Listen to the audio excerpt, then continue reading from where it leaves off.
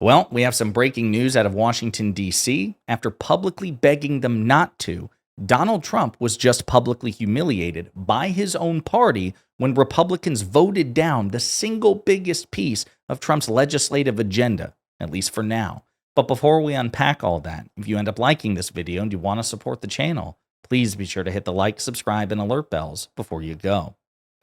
All right, friends, this is glorious, and we must savor the moment because it may not last forever. This is Donald Trump on Truth Social earlier. He says, Republicans must unite behind the big, beautiful bill. Not only does it cut taxes for all Americans, but it will kick millions of illegal aliens off of Medicaid to protect it for those who are the ones in real need.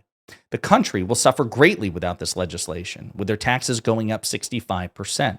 It will be blamed on the Democrats, but that doesn't help our voters. We don't need grandstanders in the Republican Party. Stop talking and get it done. It's time to fix this mess that Biden and the Democrats gave us. Thank you for your attention to this matter. Now, obviously, pretty much everything he said there, he was full of shit, totally lied about, but this is the reporting from Axios. House GOP opposition torpedoes Trump's big, beautiful bill. The House Budget Committee rejected Donald Trump's big, beautiful bill Friday after Republican Speaker Mike Johnson and his leadership team were unable to bring several Republican opponents on board with the measure.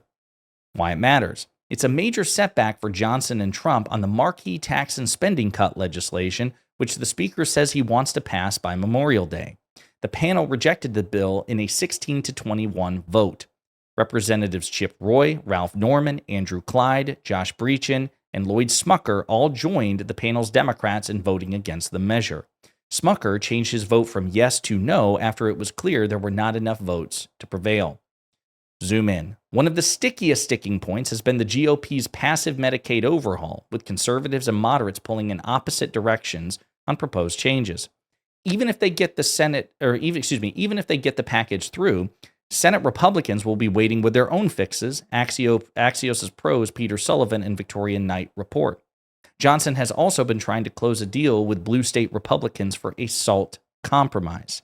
Zoom out. Ahead of the vote, Trump urged Republicans to vote the measure. And of course, we just read that message. So we're going to look at some of the changes and some of the worst aspects of the big, beautiful bill. But let's look in reverse order from Jake Sherman, who is the founder of Punchbowl News. He's one of the top congressional reporters as he kind of catalogs this saga. Smucker likely changed to no vote to have the ability to motion to reconsider the bill at a later time. Jody Arrington says at close of the hearing, quote, I do not anticipate us coming back today. So the likelihood is that this failure will remain at least for the day. The House Budget Committee has voted down the reconciliation bill. The vote was 16-21. Again, we went through that. He was doing minute-by-minute updates. Let's see. The House Budget Committee chugging along and still plans to move for a final vote shortly. All votes being rolled to the end of the markup is at least somewhat standard. Norman, who was one of the people who voted against it, reiterates he'll vote no in the budget on reconciliation and says a vote will fail. He wants the budget to recess to get a deal in writing on speeding up onset of IRA repeals and Medicaid work requirements, provisions barring undocumented immigrants. Adds more SALT must be paid for. Clyde says, quote, unfortunately, the current version falls short of these goals and fails to deliver the transformative change that Americans were promised. Substantive improvements are needed, and I look forward to working with this committee in our House Republican Conference to make sure we deliver. So that's why he voted no. Yeah, so folks, not good. Chip Roy says, I'm a no on this bill. Quote, this bill has backloaded savings and front-loaded spending. That's from Chip Roy.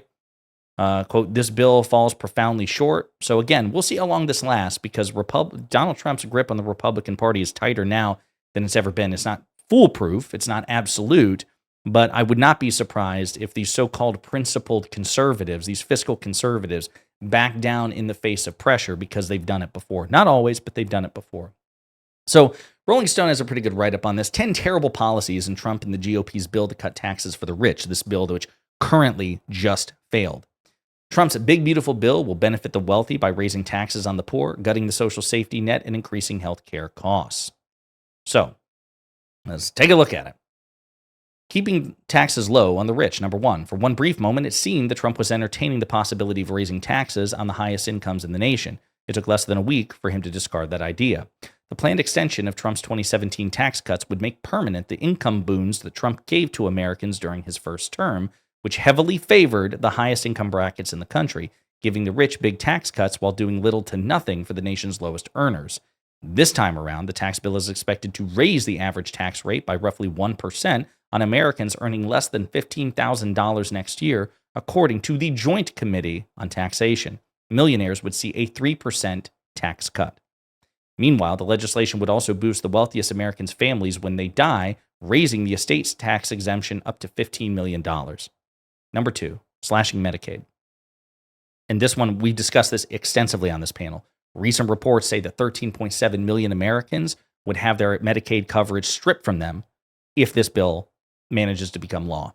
In order to fund these tax cuts for the rich, Republicans are moving to punish the nation's poor by slashing Medicaid, the government health insurance program for low-income Americans and the disabled.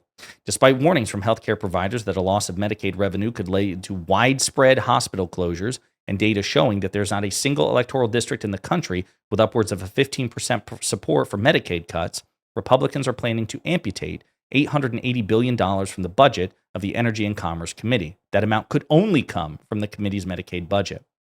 House Republicans have proposed several ways to slash Medicaid spending. As Rolling Stone reported this week, providers warned this change would force many rural hospitals to close their doors. According to the Congressional Budget Office, again, as we've discussed, it's nonpartisan. More than 10 million Americans are expected to lose Medicaid and children's health insurance program coverage as a result of this reconciliation bill. And we also discussed how Josh Hawley, MAGA Republican senator, also called this publicly. These are Medicaid cuts. House Republicans are proposing Medicaid cuts, and I will not support it. It's a Medicaid cut, and any Republican who tells you otherwise is a lying prick because even other Republicans are exposing them. Number three, raising costs for people on individual health insurance plans. Changes proposed by Republicans on the House Ways and Means Committee could levy heavy tax penalties on Americans who purchase individual health insurance plans through marketplaces created under Obamacare, the Affordable Care Act. Low-income individuals who purchase their insurance using an advanced premium tax credit could wind up owing the government thousands of dollars if their income ultimately exceeds the estimates they are required to provide to the IRS. According to a memo published by Third Way, Republicans' under-the-radar tweaks to the ACA could increase health insurance premiums by hundreds of dollars and force tens of thousands of people out of the marketplace. The changes could also reduce the number of people purchasing coverage through the ACA marketplace by shortening enrollment period. Attacking food stamps. Number four, the House Agriculture Committee's reconciliation bill would authorize around $300 billion in cuts to the Supplemental Nutrition Assistance Program over the next 10 years.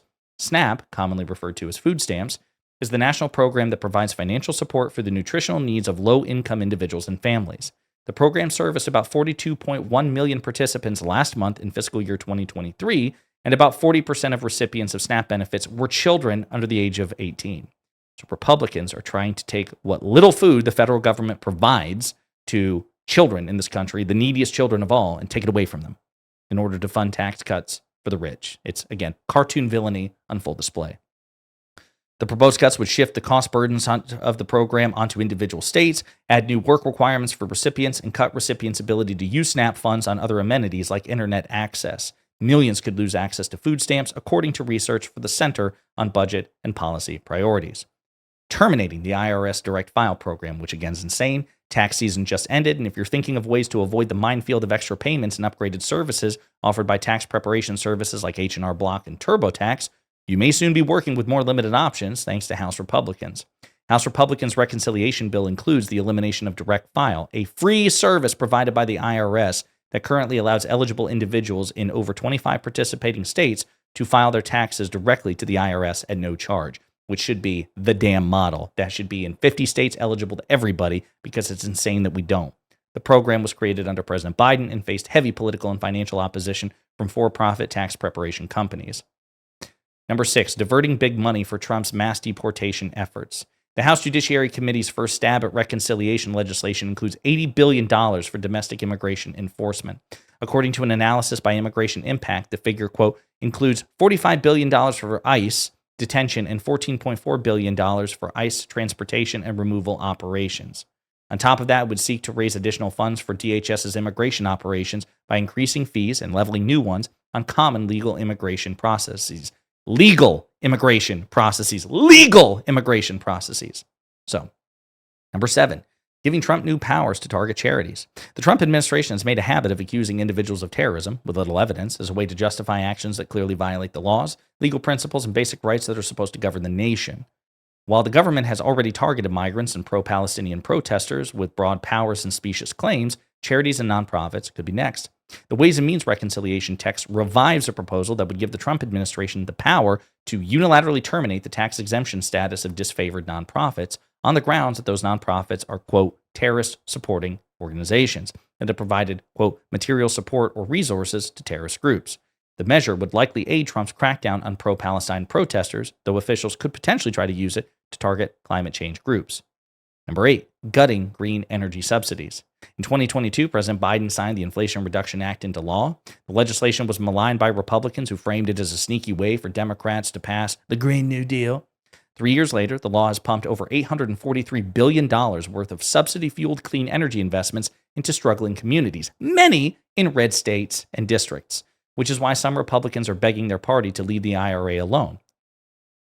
Many conservative Republicans are like, holy shit, this thing is actually working and it's creating jobs and green energy. It's actually good. So guys, please, I know we talk shit about the Green New Deal and, green energy and, we think climate change is a hoax, but like actually this is, if nothing else, really good for my district and state. So can we please leave it alone?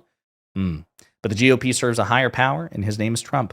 According to a report from Heat Map, the House Ways and Means Committee is prepared to phase out the electric vehicle tax credit, get rid of technology-neutral production and investment tax credits that supported the development of renewable energy plants. By the way, at least one of them in Lauren Boebert's old district, as President Biden pointed out, eliminate tax credit sales by companies that were already reaching sustainability targets, and repeal tax credits for residential use of sustainable energy sources like solar power. Number 9, blocking state and local AI regulation. Trump has vowed to keep the U.S. the global capital of artificial intelligence development and sales. With any new technology come challenges stemming from the mundane to the truly bizarre, and as states attempt to legislate and regulate the emergence of AI, Republicans are handing a major gift to tech companies. The House Energy and Commerce Committee has included a 10-year provision that would prevent any, quote, state or subdivision, end quote, from enforcing, quote, any law or regulation regulating artificial intelligence models, artificial intelligence systems, or automated decision systems during the 10-year period beginning on the date of the enactment of this act. Yeah, trying to rob 10 years of any state or district looking to regulate this incredibly dangerous, incredibly complicated, new sector of intelligence. Wholesale. The proviso would also preempt multiple state and local laws on the books already to regulate AI. Given how vague and expansive the provision is as currently written, it could conceivably bar any regulation of social media firms, which rely heavily on AI, or health insurance companies, which have been using AI to deny patients' claims. Broadly speaking, the provision would provide a massive shield to Silicon Valley giants like Meta, Google, and OpenAI, which have been courting the AI-friendly Trump administration. So, right here. One of the ways that AI preemption provision could potentially impact consumers is keeping rent prices high. According to a report from The Lever, the 10-year block on state and local AI regulators would kill efforts by local governments to crack down on real estate brokers and rental companies using AI software to jack up rent prices across their large inventory of properties. And number 10, cutting taxes on gun silencers. The Ways and Means Reconciliation text includes a provision that would eliminate a $200 excise tax on the transfer of firearm silencers. Representative David Kustoff from Texas said in a statement, quote, I propose the policy that would eliminate the tax on suppressors. This would be a more than $1.5 billion in tax savings for gun owners over the next 10 years. And we could go on and on and on. But as of this moment, this awful, awful bill, which people have been talking about, and again, it's even triggered an internal and increasingly public civil war among the Republicans that Donald Trump begged them to support. It failed, publicly humiliating Trump. And all we can do is keep the pressure up relentlessly. Don't rest on your laurels. Keep up the momentum to try to make these Republican lawmakers fear reprisal at the ballot box from their constituents more than reprisal from Donald Trump. If they fear that their voters and their constituents will vote them out in the next election more than they fear Trump's public wrath, this bill may stay dead. But who knows? In the meantime, let's enjoy the victory and let me know what you think in the comments.